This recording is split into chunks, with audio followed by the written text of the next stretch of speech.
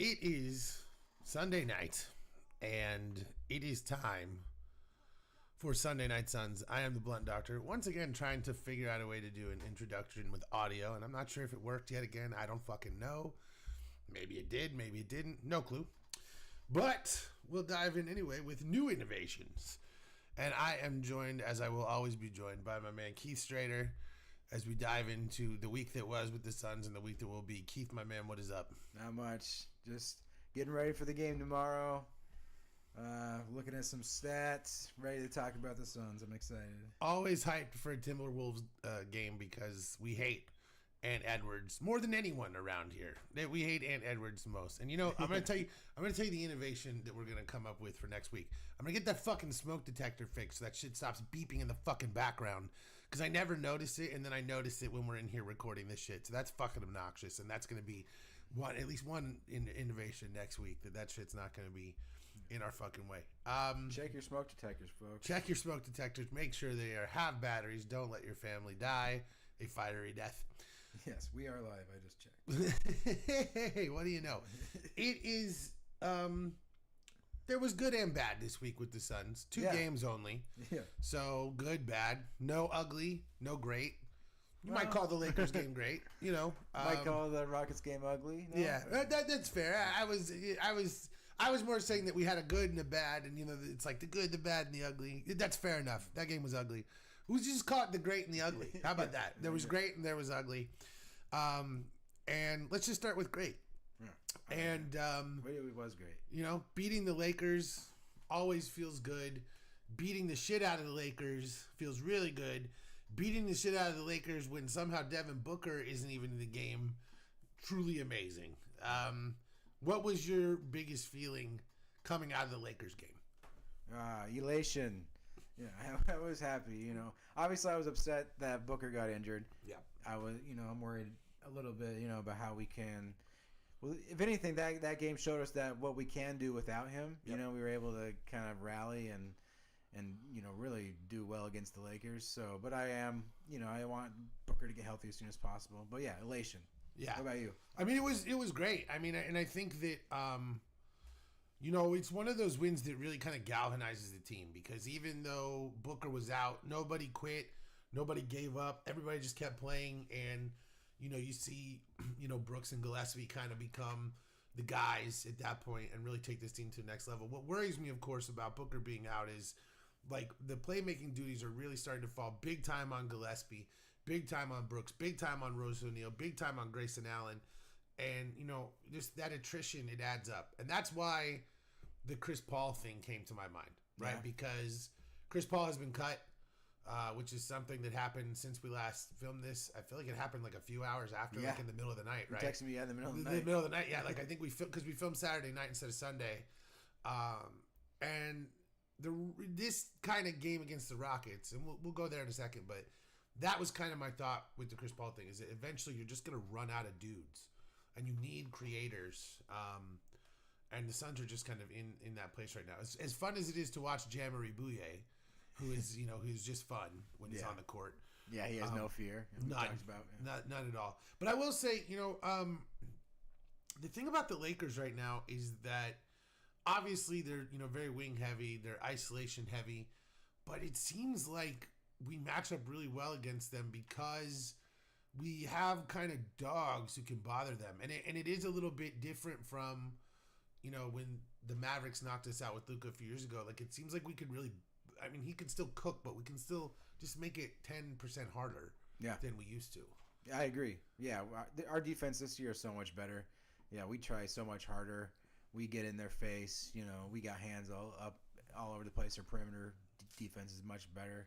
And, you know, and then on the offensive side, the Lakers, they're not that much of a defensive team. They don't like really look to disrupt you, it looks like right now. Yeah. So with a team like us that puts up so many shots in the game, we will play really well against them if they're not going to play defense. Did you see the highlight that was like Redick is yelling at LeBron trying to get his attention, and LeBron's too busy talking to Dylan Brooks on the bench? Like, forcing him to call a timeout.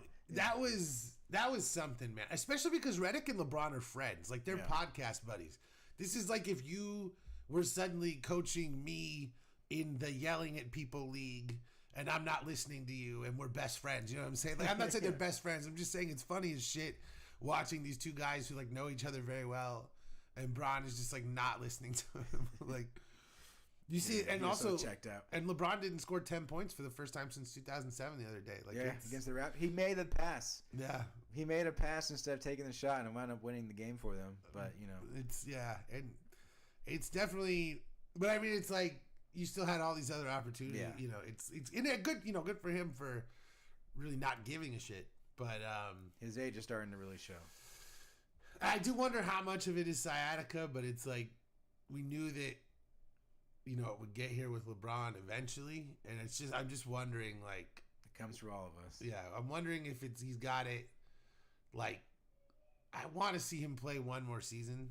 You know, I'd like to see him like go somewhere and play some meaningful basketball with like a super team kind of thing. I think that would be fun. That'd be cool. Like, he'd go the Thunder. Oh God, I don't know what he would do over there, but he'd sit on the bench. That'd be the funniest fucking thing in the world. LeBron is a DNP coach's decision tonight. Yeah. Oh my God, he might burn the arena down. I know, right? You know, the biggest thing coming out of that Lakers game is, like you said, like we've got dogs. I feel good. I'm worried about Luka, I'm worried about Devin. But the way that we can hound Luka now, like, you know, the thing about Dylan Brooks is that, I know that this is like a cliche thing, but it really is infectious. Like, you can't be on the court and not try. Right. Because you can't be around this dude and not play your fucking ass off. Yeah. Because he's every single possession in some dude's skin. He's, you know, he's working hard on offense. He's setting screens. He's cutting. He's getting into dudes in the mid-range. I mean, Dylan Brooks is playing all-star basketball this year, and it's, you know, that's awesome to see. You know, he's having the best year of his career, and that's what, you know, that's what the Suns need right now. You need someone, you know, on the Booker timeline who's going to be an all-star, and, you know, it seems they found one. Yeah. It is great for us. You know, going into this season, we were really worried that we were just going to have Booker surrounded by, you know, no disrespect to Jalen Green and Brooks, but after trading away KD, you're wondering, you know, what do we really have here? And well, and we win our first game, and then we lose like our next 4 games, and you just start to feel like, all right, like this is just more of the same. Yeah.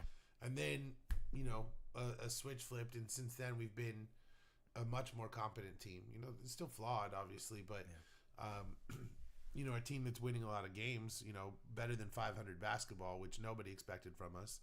You know, a top 7 team, which nobody expected from us. I think we maybe expected a little more than other people. I expected this team to compete because they just hadn't before, and it seemed like that was what, you know, when you have these kind of young, scrappy teams where everything was disappointing, you get a new coach, a lot of times all you can do is work hard, and that's kind of what the Suns are doing right now. And, you know, EJ made a comment about the Rockets early on, which ended up being true, is they just sort of expected to come out and blitz the Suns, and they did as the game went on. But I think the Lakers did too. And I think that they found that that's not going to be the case, you know? Yeah, you have to actually play defense against us. Yeah, and for as good as Reeves is, for as good as Luka is, LeBron is 41. He's not going to be what he once was. They are defensively challenged. And it is going to be interesting to see what the Lakers do, because you already have Luka on a max, and now you have to pay Austin Reeves a max, or you have to trade him for Giannis. Be interesting to see what the Lakers do. But, you know, right now I feel like the Suns match up with them well. Yeah, they do. If they want to remain relevant, they do. But it is interesting to see that, you know, the Suns match up so well against them. And, I mean, you just look at the stats from the game. Mm-hmm. I mean... Yeah, I was taking a look at those. You know, the Suns had a slightly better field goal percentage, a better three-point percentage. They didn't even get free throws. Yet again, the free throw disparity. I mean, look at... The funny thing is the foul disparity, we actually had more... You know, it's only a 3 foul difference. We only had 3 more, but they got 7 more free throws, as it always is with the Lakers. They always get the most free throws. Yeah. But we crushed them in assists, 35-18. Only 11 turnovers to their 21, and that's really the thing. 28 fast break points to 2. You turn the ball over, you don't turn the ball over, and you generate transition buckets, and suddenly the game starts to get really easy. You know, and I think that when you are scrappy and you're scrappier than the other team, and when you are fighting and you're fighting harder than the other team, and you win the steals battle and the turnover, I mean, look at this, 16-1. They had 1 steal. We had 16. Yeah. So of their 21 turnovers, that means they only had 5 unforced errors. Yeah. And then they fucking had 16 of them get stolen. So 32 points on turnovers from that, basically. From 16 steals. Yeah. So basically, damn near every time we stole the ball, we got a bucket. Yeah. You know, and I mean, we literally we averaged 2 points in possession on a steal. So I mean, this is how you should play. I mean, listen, the defense wins championships thing is not a cliche. It's real. And when you can create so much offense from defense, it's what the Thunder did last year. They won a championship playing suffocating defense that created endless transition offense. They didn't even have a second point guard on a team in the finals, and they won. That is insane. Yeah, It's truly insane. You know, when you think about it that way. And so, you know, this was just a beatdown, but it's a beatdown from hard work. And you said it before, like the Lakers clearly expected to not have to play defense against us. Mm-hmm. You know, we're gonna kick your ass if you play that way. Yep. JJ Redick said that. Yeah. Yeah. You know, and it's the same shit the Clippers tried to do. They're old. The Lakers, they look old on defense. You know, they've got to surround Luka and Austin Reeves with just nothing but, you know, young wing defender types. That's all they need because that's what it is. But because Luka's gonna be yelling at the ref. Yep. He didn't get a foul call while we run down and get a fast break. He's not going to get back, and you're always going to have to hide him. And the thing is, for as good as Luka and Austin Reeves both are, they are the same player in almost every single way. They are an oversized point guard who is phenomenal on ball and off ball, but cannot play defense. And for all of the greatness of both of them, it can be hard to make it work with 2 of those guys, especially in today's NBA. In the 90s NBA, you can't stop those guys. But in this NBA, it can get more difficult when you have 2 dudes who are just an absolute fucking black hole on defense. Mm-hmm. And, you know, I like seeing the Lakers suffer in that way. So, that's what they get for trading AD. Exactly. And so if they can find a way to overpay these guys and be miserable on defense, I'll be really proud. Go Genie Bus, keep destroying your team. The Rockets game was the ugly. Yeah. It was bad in every single way. And, you know, listen, just talk about it because you were talking about it before. This is horrendous stuff. Oh, just like how many shots we took. So we took 100 shots. We made 39 of them. They took 76 shots and hit 45 of them. So we shot the ball 25 more times and still made 6 fewer shots than they did. We shot 36 3-pointers, hit 5 of them. They shot half as many, 18, and hit twice as many 3 as we did at 10. So basically, you know, we didn't hit anything. They hit everything. Just a truly horrendous game. And it's just, as the game went on, it got significantly worse. You know, Dillon Brooks finishes with 23 points. You're like, all right, that's right. But he had 14 in the first. And the rest of the way was just bad. How many shots did he take? You know, he took 24 shots. So, okay, 23 points on 24 shots. Not very good. Jean-Marie Bouye scores 18 points on 7 of 11 shooting. But it's like a lot of it is in garbage time. Grayson Allen was horrible. 3 of 12 from the field, 1 of 7. Couldn't get anything going distributing the ball either. Just really nothing. Just really nothing in this game. And, you know, it was difficult to deal with because then you take a look at the Rocket stats. And like you said, you know, they just blitzed us. Yeah. And they play way harder defense than the Lakers. So that gets to us a little bit. Oh, yeah. The Rockets are a way better defensive team. No question. Yeah. You know, KD was a smoke show. It's so frustrating. It's so frustrating watching him fit in better there. Like, because it's the right ecosystem for him because he's not necessarily the first option. He's not initiating. He's playing off Amen Thompson. And, you know, they kind of do their thing with Thompson and Adams and Şengün. And then Durant, you know, kind of closes it out. And it's working so well. And it's frustrating to see it working so well. I agree. And they didn't even have Şengün in this game. But, you know, I mean, we didn't have Booker. So. Okay. So, wow. Well, interesting. Yeah. I do think that the Rockets Giannis stuff is real. Oh, really? Yeah, I think it would be Şengün. I don't think you trade Amen Thompson for anything. No. But I think that Giannis and Şengün together probably don't work on the same court, and especially with all the shooting problems they already have. So I think the package would be something like Şengün and a first, and that would, and maybe whatever salary match you'd have to do. That would be, I think that's real. I also think the Thunder thing is real. I don't care what anyone says. I said it before. I said it on TikTok last year. Like, the Rockets are a real threat to the Thunder. The Nuggets are a real threat to the Thunder. And they have to at least look at a Giannis trade. I'm not saying they should do it, but I'm just saying they have so many. They can't pay everybody. Mm-hmm. They do at some point have to consolidate some of those contracts and some of that money. And they could get Giannis on that team without sacrificing that much. And it would probably involve, giving up Hartenstein, and then you play a Giannis Chet lineup. And, it probably involves Lou Dort's salary, maybe, Aaron Wiggins or Casey Wallace or something, whatever. But the point is, like, I believe the Thunder are a bigger threat than in that race than people think. I'm not saying they're going to do it, but you can't pay everyone forever. And I know you have to pay Giannis, but if you're paying Giannis what you would be paying 3 people, I think it's real. So I know Giannis wants to go to the Knicks, maybe. I'm just wondering what it'll look like with Giannis competing with, with SGA for like the ball, for the ball. Well, it's SGA's team. Yeah. And there's no question about that. And Giannis has to play off of him. Yeah. But the thing is that the Giannis SGA pick and roll. Can Giannis play second? Oh yeah. Second option? Oh yeah.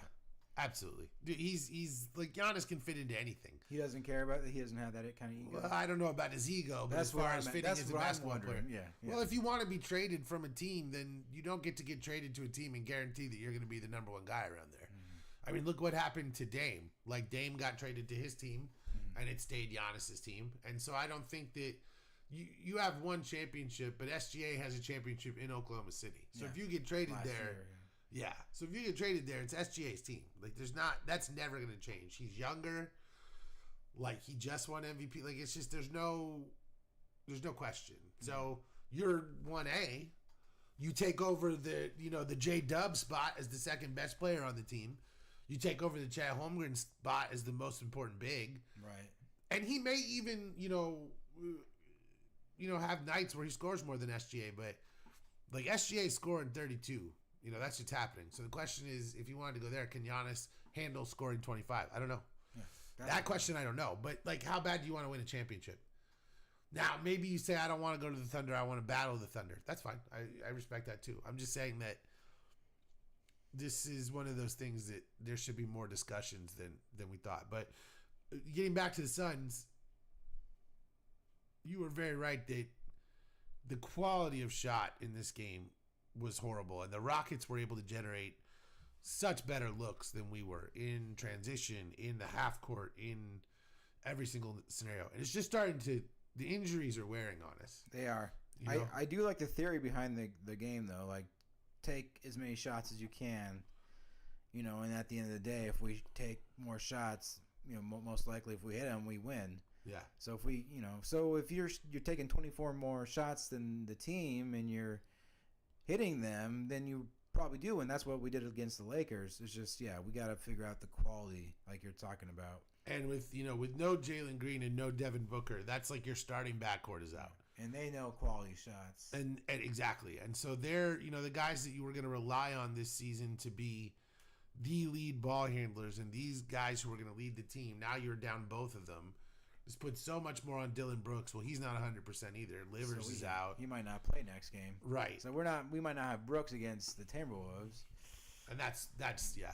If we don't have Brooks, I don't think we have a chance, because if you're down Booker, Green, and Brooks, unless Gillespie wants to score 70, Devin Booker style. Yeah, because Ant put up 40 against us last game. So if he puts up 30, at least 30 against us tomorrow, we need someone to step up. Maybe Allen will hit 40. Yeah, we need another 42-point Grayson Allen. Yeah, we need another Grayson Allen game, because it's just, and hopefully Brooks plays. Yeah, he's tough. he plays through a lot, but I don't want him to get hurt though. Also true. Hopefully he's healthy and plays. I don't want him to play through anything that he shouldn't. But it does seem like Ant Edwards always fucking gives us the business, man. Like I don't know what this dude is. I don't know why he hates us so much. We blanked them in the regular season, and then they got us in the playoffs. Yeah, and I feel like that was his revenge, and he hasn't let up since. Yeah, well, we beat him. We beat them last game. We did, and he had a 40 piece. Like he was unstoppable. He didn't miss a fucking thing. Like until those last 2 free throws. That was unreal. Yeah. Like that. The end of that game is. That's a testament to this team because they literally you're done. You're down 8 points with a minute left. The game's over. Yeah. And yet somehow you hit a bucket, you steal a shot, you hit a three. All this things just it happens so quickly and you take advantage of the other team thinking the game is over, kind of like what the Hawks did to us, you know. And it truly is something special, but I do think that like coming out of this Rockets game, like we couldn't like as the game like we were early on looking very good. Yeah. And then the second quarter, the Rockets really start to take it back. In the third quarter, the wheels completely come off. You've got very little offense without Devin Booker on the court, even less than you would have if you had Jalen Green. Gillespie now has to be the primary initiator. He's probably going to play like 40 minutes a game. Grayson Allen needs to be the secondary point guard. I don't see a way that the Suns can win this Timberwolves game unless Dylan Brooks plays. Yeah. Because what we need is Brooks to basically take out Ant, make it a nightmare for him, and then it's a game of dudes just scrapping back and forth, and we can take them out in that sort of battle. Yeah. But I don't know without Dylan Brooks, that just feels like one of those things where you might just have to everyone play hard, but basically, we'll need someone to step up and really hit their shots because without Brooks, I don't even know if we score 100. And it's like, no, unless someone's actually, on it. Yeah. And that's the issue when we don't have our stars playing is the consistency issue, Yeah. Gillespie has been pretty consistent, like really surprisingly so. But any other than him and Brooks, Royce was doing really good at the beginning of the season. He's fallen off a little bit. I mean, he was nuclear. He's returned to earth, which is understandable. Yeah. The thing that kills me is that this scenario where Booker is hurt, this is where you would want to see Jalen Green. Yeah. This is where you would want to see Jalen Green get some minutes, show us what he's got. Obviously, we want to see Booker and Green together. Yeah. But ideally, Jalen would have been back by now, and it seems like we rushed him back because he got hurt so quickly in that second game. Yeah. I don't know. These are tough scenarios. At this point, I think the biggest thing is that you can win at a much higher clip than expected. And you got a couple guys on Booker's timeline who, things match. And you're not going to be able to keep everybody. I understand the impetus to blow things up or whatever. But unless you can get our picks back, trading doesn't really make a whole lot of sense because we can't tank. So I really, I don't think the Suns need to be buyers or sellers. No.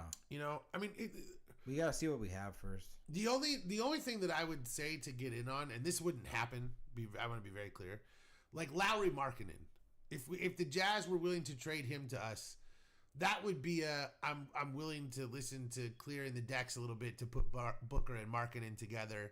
But see, the thing is, it's like that's just what we did with KD and Beal and everything. It's like you're going down the same path. At this point, I'm like, let's try to just get 15 really competent players. And we have $21 million in dead money because of the Beal and Nas Little and all these things. So, we understand that we're going to have to let guys go. We're going to have to develop new guys. So let's do that. Yeah. Let's learn to develop players. Let's learn to bring dudes in. I agree. I'm looking for picks almost. Yeah. And that's the thing. It's like you could that's the thing is Royce O'Neal is the one. I love Royce O'Neal. Do not get me wrong. Royce O'Neal is awesome. He plays his ass off. He's a great shooter. But he is 32 years old. And he is a 32-year-old role player with 3 years left on his deal who just probably has more value to a contender than he has to us right now because of the way that those things work. And I'm just saying, if someone offers you a first-round pick for Royce O'Neal, I think you have to do that. And I don't want to get rid of Royce O'Neal. I'm just saying that. Depends on what side of the first round. Well, it's going to be in the back end of the first round. But the problem is that we have no assets, no ability to develop youth. And if you can start to rebuild those things with players that are just older, I'm not saying you have to do it. I'm just saying that, like, the one dude that I really think I could see going somewhere would be Royce O'Neal. I could. It's possible if the injuries get really bad. I also think Gillespie would be traded, only because as good as he is, he's an unrestricted free agent next year, and I don't know that we have the money to pay him. And if our whole season falls apart, and again someone's willing to pay a decent pick for him, those are things. Grayson Allen is always potentially on the board because he's like one of the best shooters in the NBA, and he's on a reasonable contract, and teams are always looking for that shit. So you just never know. Right. But again, this is where I'm talking about in a world where we're sellers. Like, this is like if we lost the next 15 games, then you're like, okay, things are not. But if we're gonna be a top 7 spot in a year when we weren't even supposed to be there, go to the playoffs.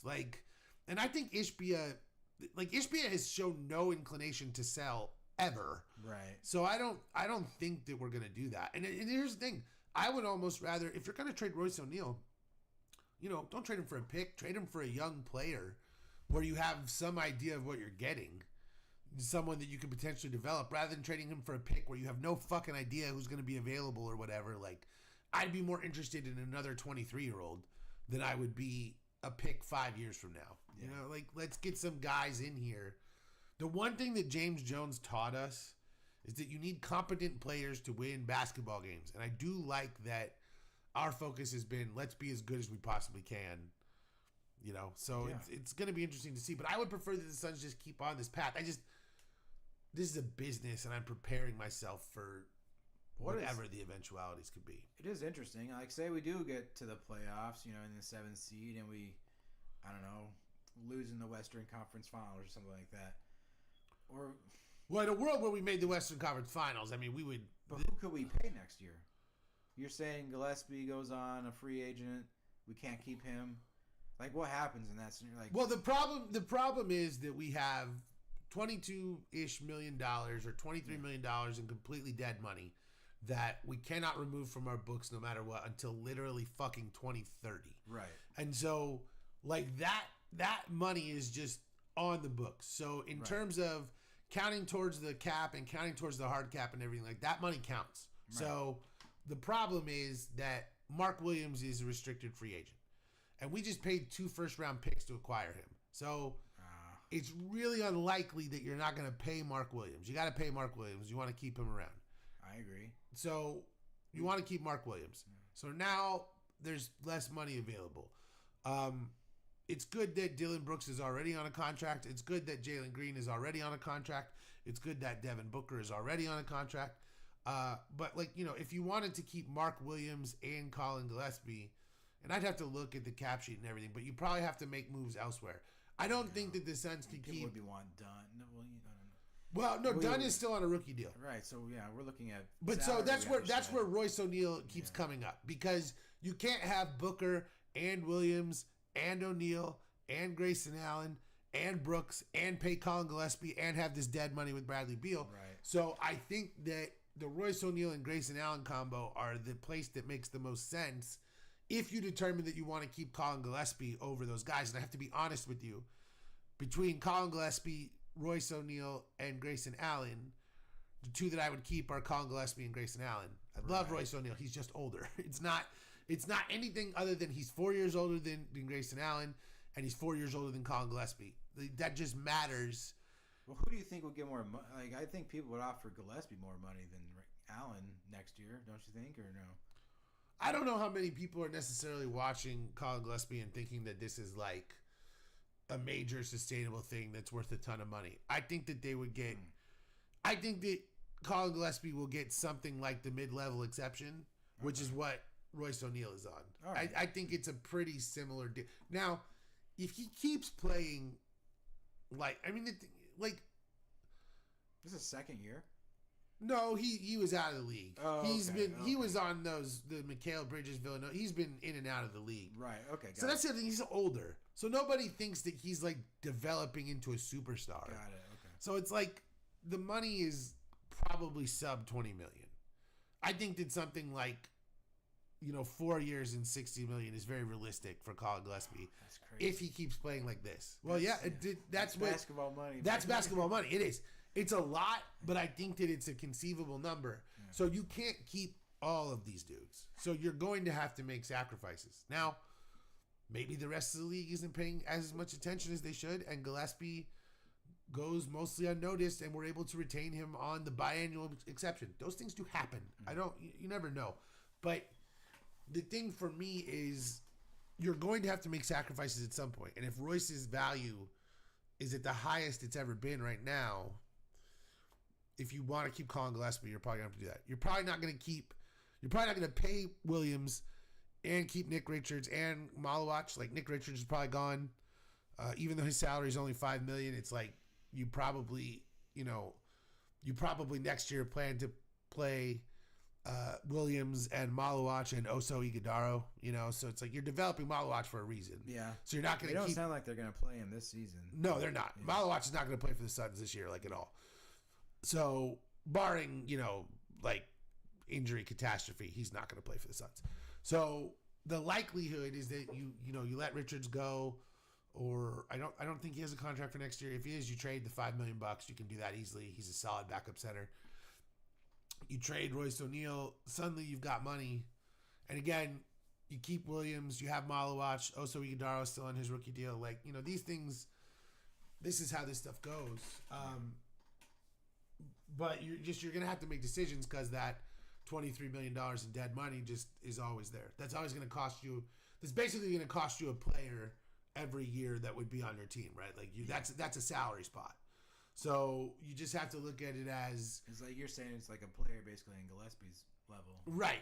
That's basically what it is. And so you basically have to look at that as, we signed a guy to a 5-year deal and now he's injured every season and there's nothing we can do about it. That's how you have to view the sort of team building thing. And hey, the Pelicans have been doing that with Zion every single year. So exactly. Clippers are doing it with Beal. Clippers are doing it with Beal. Oh my God, dude. The fact that the reason that buyout took so long was because he wanted to know how much money he could get back in his next deal, because he wanted to be able to opt out, because he assumed he was going to be so good this year that he would be able to opt out and make more money. And he was like absolute fucking garbage before he fucking tore his old hip up. So, I don't root for injuries for anybody, but outside of the injury, fuck Bradley Beal. That's the official stance of this show. And you did mention Chris Paul earlier. Were you saying that you wanted to kind of get him on our team? Like, I mean, that's watching the Rockets game. I don't see how anyone could say we couldn't use him.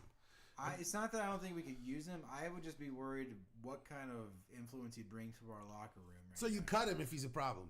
Yeah. We don't owe him anything, like, in terms of, if we're picking him up for this thing and it doesn't work out, you just get rid of him. Well, that's fair. Like, it doesn't, like, the Clippers got rid of him, so we don't owe him anything. And if anything, the Clippers getting rid of him makes it easier for him to understand how expendable he is. But I just, like, we need ball handlers. Mm-hmm. And, it's still fucking Chris Paul, man. He still averaged 9 assists a game last year. Like, last year. Yeah, last year. This year he's playing like 5 minutes a game. Yeah, he wasn't even playing. Yeah. But he's still like, he played 82 games last year and averaged 9 assists a game. He can still play.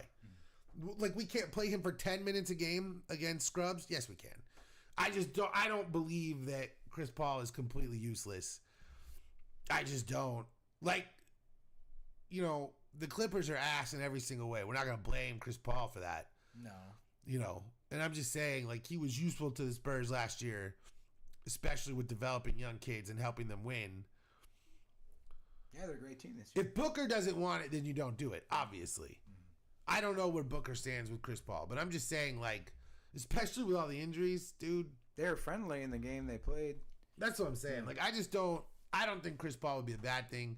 And I think if he wanted to come here and do his farewell tour with the only team that he went to the finals with instead of with the team that fucking shunted him aside, then fucking do it, man. Like, I wouldn't mind some Chris Paul moments at the end of his career. Like, why not? Like, I don't understand.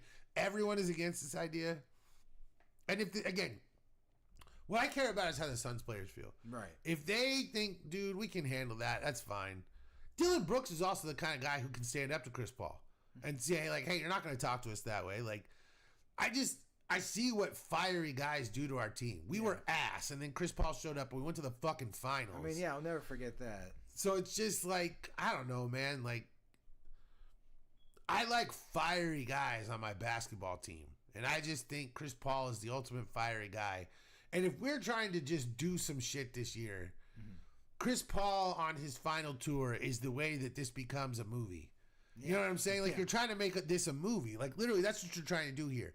You're trying to win games with a team that, you know, no one thought had any business winning games. That's what a movie is. And so I just think that if you bring in Chris Paul, you're saying to yourself, let's just fucking do this thing. And that's what I kind of think that needs to be done, to be completely honest with you. Like, that's just where I view where we're at right now. It's like, especially with all the hurt that we're going through, all these injuries, it's like, man, let's throw some shit at the wall and see what sticks.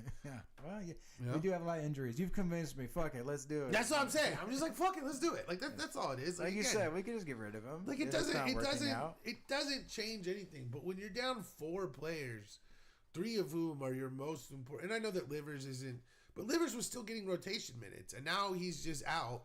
Yeah. And now you're down your top 2 guards, and you know you don't know. We've got nobody left on the roster outside of Dylan Gillespie, who's a point guard in any way, shape, or form. And I just think you look at this shit and you're like, man, we don't know when Green's gonna be back. Yeah, we don't know necessarily when I know they said Booker could play Wednesday, maybe. Did they say? I thought he was gonna get reevaluated. Is that when he's? Well, it's possible. I don't want him to play. I want him to sit out. I want Booker to sit until he's 100% healthy. But you know, it's just one of these things. Like, at some point, you got to look at some shit. Because I don't want this season to go to waste. We're having some success here. Yeah. We're in the top 7. It's pretty clearly defined. And I just think, why can't Chris Paul have his farewell with us? Why does it have to be with the Clippers? Like, I don't care that he was an all-pro with them or whatever. They didn't go to the finals. Right. We did. He had his most successful season here. Come to us. Like, I'm just for it. I think, in my opinion, what Chris Paul brings to a basketball team far outweighs the fact that you have to listen to him bitch at you. And if you can't listen to the smartest point guard ever, like, tell you that you were out of position, then, you know, whatever. Fuck you. Udonis Haslem was basically an assistant coach for his last few years with the Heat. Like, why can't we have Chris Paul? Cheaters. Well, yeah. It's salary cap manipulation. Yeah. Where's Pablo Torre on this one? Yeah. But no, you're right. Yeah. I just think we should do it. Like, and again, if Booker doesn't want it, you don't do it. Right. But I think Book would be with it. I don't know. Like, they don't seem like they're on bad terms to me.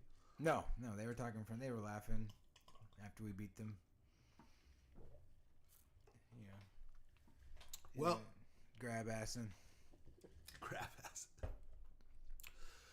Oh, well, I think the key to beating the Wolves is Brooks playing. Yeah. Having our best player out there. Having our best player, our second best player out there. Yeah. But let's say that Brooks doesn't play. Injured, yeah. Okay, let's say that Brooks doesn't play, all right? And Book is not playing. Mm-hmm. What do? You're Jordan Knott, and you say to yourself, okay, like, what do you do? What strategy do you have?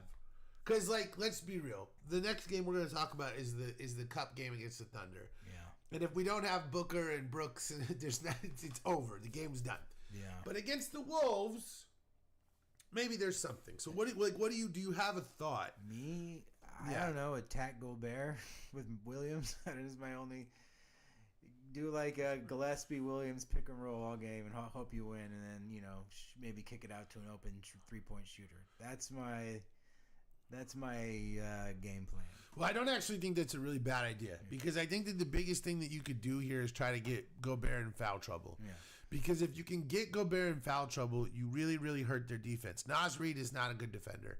And if you can, and even Gobert hasn't been amazing this year, but if you can knock that dude out of it, it really starts to, it's like dominoes, right? Things start to falter for them. We don't have that. Mm-hmm. Our defense stays pretty good because everyone's scrapping. But the Wolves, they fell apart against us at the end of that game. And I do actually think you're not wrong. I think that there's something to be said for, like, this is the kind of game I want to see Mark Williams score 25 points. Yeah. This is the kind of game where I want to get at Rudy Gobert. And here's the other thing. the more that Williams kind of gets in Gobert's face, that makes Gobert try to do more on offense, which is what we want. Yeah. We want Rudy Gobert shooting 20 times. Like if you could ever make that happen, that's what you want to do.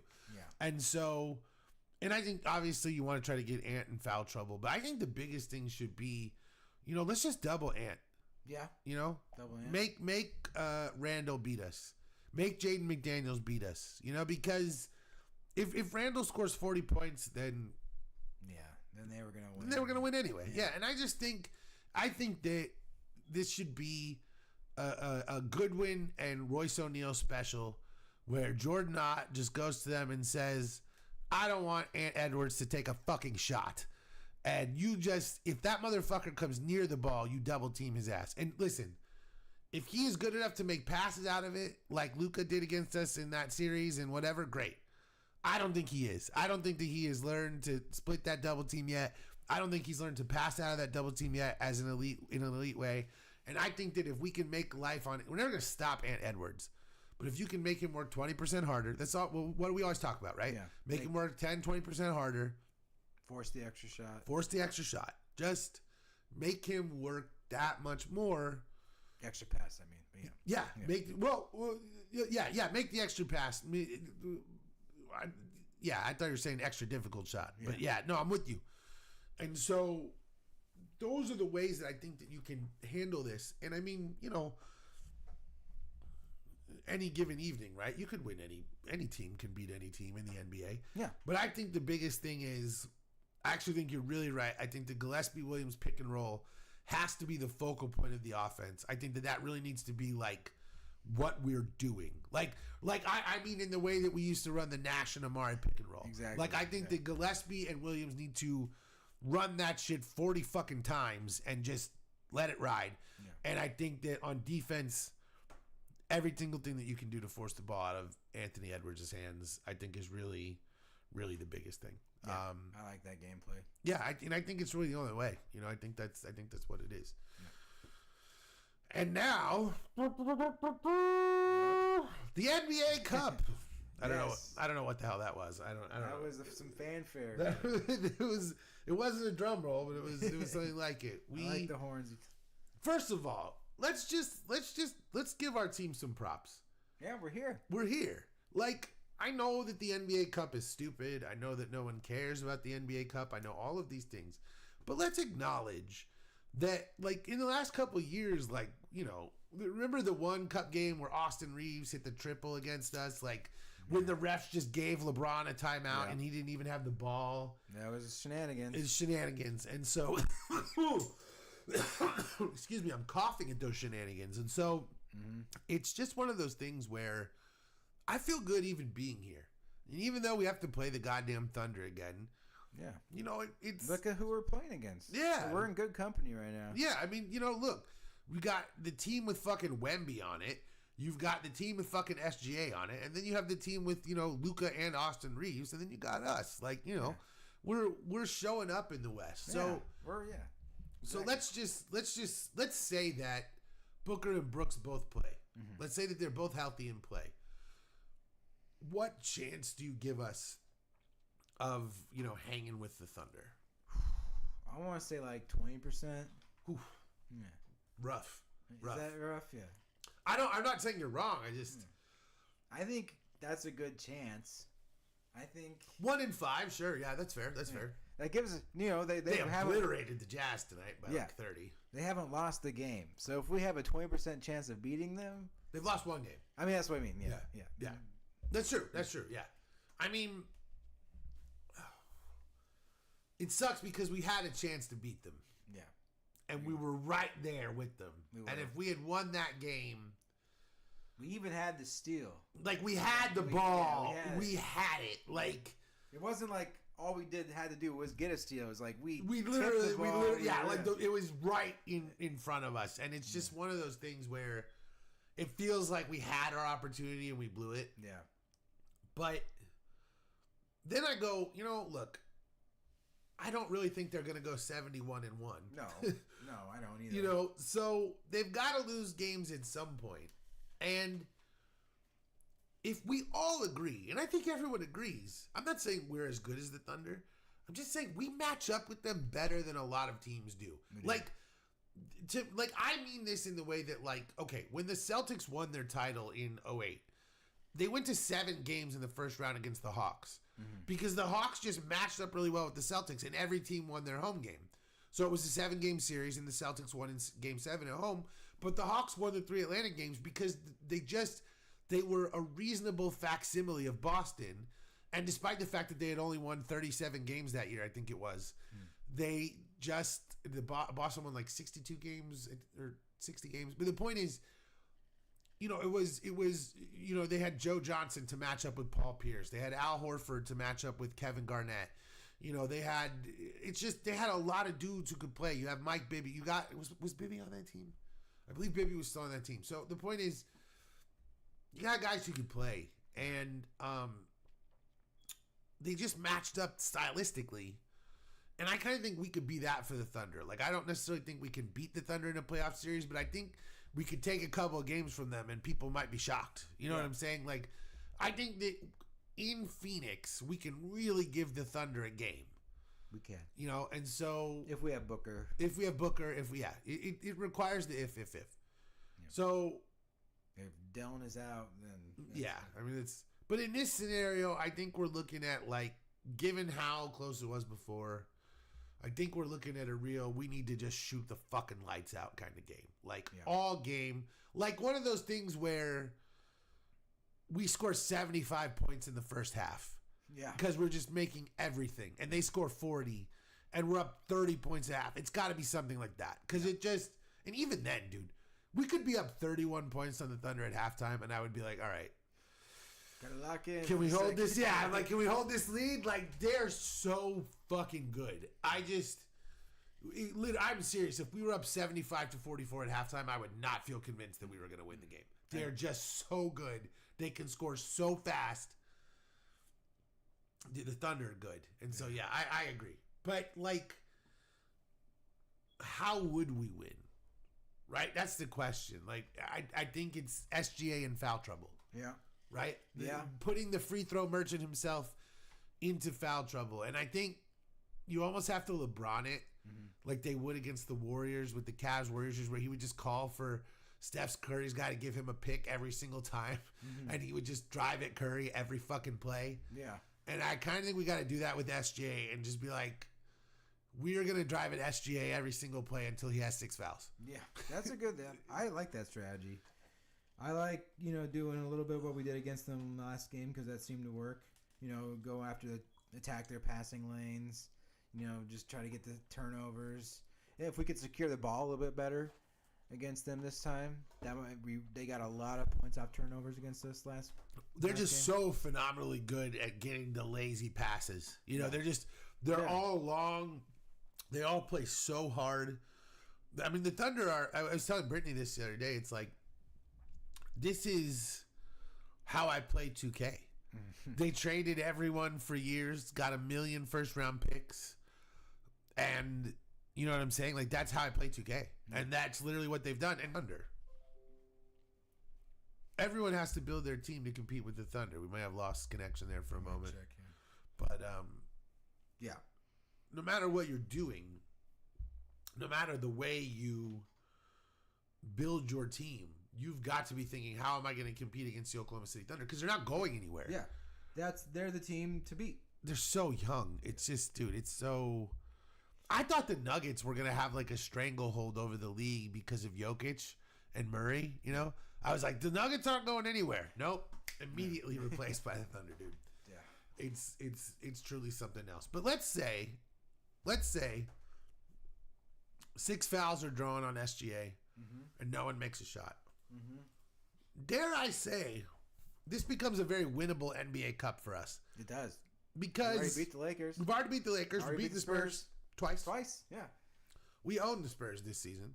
God, I love that. That's like that is.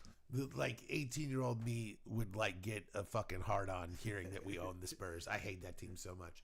But looking in the East, not as virile as we used to be. Just kidding. You're having a daughter, so that's not true. In the East, the Magic have no guard play. And I really think that we could take them down. The Heat, I really think if you take Norm Powell out of the equation, their offense starts to fall apart. The Raptors are really good. Funny enough, I think the Raptors are the team I'm most afraid of in the NBA Cup out of the East. And the Lakers just beat them. Yeah, but the Raptors are second in the East right now. They're balling. The Knicks are good, but still beatable. Their defense is still Knicks are the ones I'd be most worried about. Reasonable. That's reasonable. The Raptors are playing so well right now, and they're so long and they're so fast. I really expect the Raptors to come out of the East. And obviously the Thunder are the team I fear the most. But I'm just looking at this and I'm like, man, if we could find a way through this game, I really actually think we have a legitimate chance to win this thing. Me and you too. can't tell me that winning this doesn't the money is awesome, but for us to do anything of any sort of note would be really good. Yeah, because teams just don't respect us this year. Not at all. So if we could get a little bit of that respect back with some cash. How did we get this to be a home game? Is that accurate? We get a play that we host them? I believe the game was already scheduled. Oh, okay. I believe it's one of those scenarios in which the thing is already. I don't. So the cup doesn't really worry about who's the top seeding as far as. I'm not really sure. This is wrong. It says that the Thunder are hosting, so it looks like they just have the top seeds on top. That is very confusing, actually, because normally you see the home team on the bottom, but I think in seeding the home team is on the top. It's very late. Okay. We've been smoking marijuana all day. Yeah. I was looking at it as no, because you're looking at I agree with you. You're looking at it like a game. You're like, we're the home team, but I think in terms of seeding, they actually put the higher seed. Which again is confusing. So Lakers are hosting the Spurs. I believe. Right. Yeah, I believe so. Which makes sense. Yeah, it's like a tournament. Yeah, but again, it's just it is funny. But yeah, we'll have to give ourselves some grace because of the weed addiction. I think the biggest thing is you've got to turn the tables on SGA. You've got to get him in foul trouble. Yes. Because if you can draw 3 fouls on him early and you minimize the amount of time he's on the court in the first half, you have the opportunity to build a lead. If you can get that 4th foul early in the third quarter, you can potentially hold him till the 4th. You can really change the game in a significant way because they're just such a heliocentric team. It's not that J-Dub is not awesome. J-Dub is amazing. Yeah. But the team is still built around what SGA does. And it's not that they can't win with J-Dub being the focal point. They can't. But he's still coming back from injury. He hasn't reached 100% of his powers yet. I do think there's some possibility to kind of throw them off the game. And I think that if we do, I think that we have a non-zero chance of doing this thing. And I will say that in a world where, because looking at, the actual schedule, in a world where we do this thing and we actually won that game, I think we would have to do a special episode before the Saturday game. Absolutely, I'm down. Because this would be if I didn't have one child already and another child on the way, I'd be like, we're going to Vegas for the game, dude. But since I have a child due very soon, we will unfortunately not be going to Vegas for the game. We'll do the responsible. We will do the responsible thing, but nonetheless, we will do an extra show. Because we should do a pregame and a postgame in a world where we beat the Thunder. Because, again, I know that it's the NBA Cup, and I know that it's not something that holds years and years of value to most people. But the thing is, to me,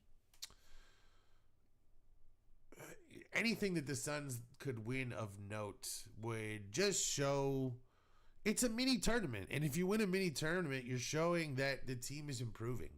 And you're showing that we're instilling the values of winning, which is just something that, God, this team has just missed for the last few years because it's been about everyone for themselves. It was all about Budenholzer's ego. It was about KD's legacy. It was about Beal finding a way to be a winning player. It was about Booker still being an all-pro. All these things. And I'm not mad at anyone for everyone trying to do their thing, but I just didn't feel like anyone was together. No.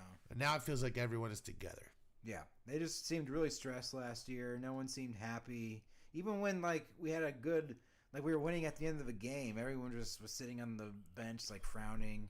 There was just no excitement, no love of the game. It looked like The post game interviews were dead. Yeah. Even when you win, it's like, yeah, we did what we had to do your job, but we got more to do. Right, because we're not the number 1 seed, which is what the expectations were or whatever. And it's the only thing that they can think about. And now it's like when we win a game, the post game interviews, like everyone's like through the roof. Pictures, yeah, like that, dude. The whole Villain Jr. thing with the bromance going on with Gillespie and Brooks, like, dude, I love this team.